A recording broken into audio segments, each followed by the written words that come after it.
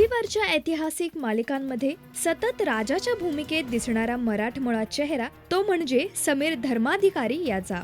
महाभारत, झाशी की राणी, बुद्धा अशा मालिकांमध्ये राजाची भूमिका साकारून समीर धर्माधिकारी पुन्हा एकदा राजा बनून समोर येतोय.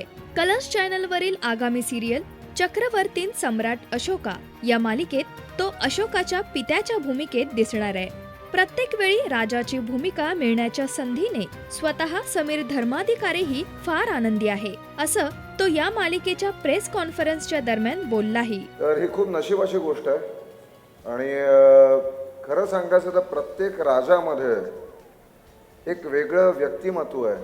जसा पहिला राजा केला तो ॲडमिनिस्ट्रेटर अप्रतिम होता. दुसरा जो राजा केला तो फारच प्रेमात पडत होता.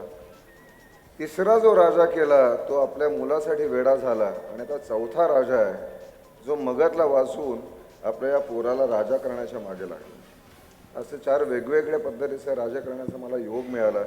हे नशिबाचीच गोष्ट असं म्हणून. इतक्या भव्य दिव्य मालिकेत राजाचं स्थान मिळवणारा समीर धर्माधिकारीचं पुन्हा एकदा राजा बनणं तुम्हाला कसं वाटलं? ही सिरियल तुम्ही पाहणार ना? व्हिडिओ खाली कमेंट्सद्वारे नक्की कळवा.